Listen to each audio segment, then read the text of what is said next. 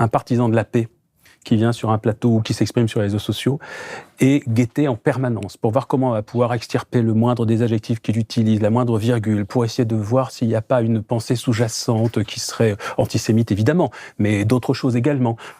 Alors que, en face, ceux qui défendent les crimes de guerre qui sont multi-renseignés, c'est-à-dire personne ne peut les...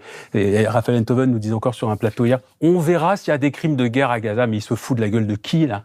Enfin, honnêtement, moi, je veux bien avoir de la patience, je veux bien entendre tous les points de vue. Mais comment quelqu'un qui se présente comme un intellectuel peut aller sur une grande chaîne info pour encore mettre en cause la véracité du fait que des crimes de guerre sont connus, qu'on ait un débat sémantique autour du génocide. Je trouve qu'il est dépassé. Je trouve qu'aujourd'hui, on a suffisamment de spécialistes du sujet qui nous disent que c'est un génocide, que c'est pas la peine de remettre ce terme. Mais pourquoi pas ? Allez, je veux bien. Mais expliquer qu'on n'est pas tout à fait sûr que ce sont des saloperies sans nom, qu'on n'a jamais vu au XXIe siècle, qui se déroulent à Gaza, c'est incroyable. Donc oui, je suis sidéré, même dans un entourage, on a tous connu des gens qu'on connaissait depuis 20 ans, 25 ans, qu'on pensait des amis, des gens qui sont venus manger chez vous, qui connaissent vos enfants.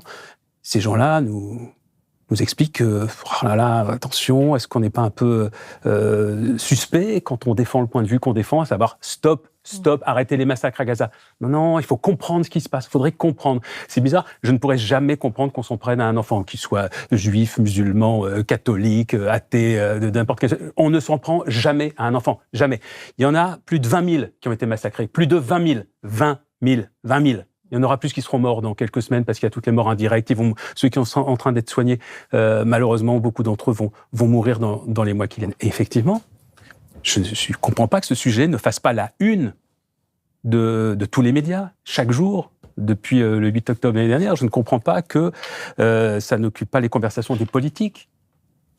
Je sais qu'on a une situation très problématique dans notre pays avec l'extrême droite qui a pris le pouvoir par procuration. Bien sûr, c'est un sujet qui doit nous inquiéter, mais tout est lié d'ailleurs, parce qu'il y a une forme de fascisation de la pensée aujourd'hui qui fait que on peut considérer que c'est pas grave un génocide à 3 ou 4 heures d'avion, que c'est pas grave. Mais derrière, ce que ça dit aussi, c'est le racisme qui habite encore nos sociétés et nos esprits. Parce que moi, je suis persuadé d'une chose, c'est que si ces enfants-là ne comptent pas, c'est parce qu'ils sont musulmans, qu'ils sont arabes.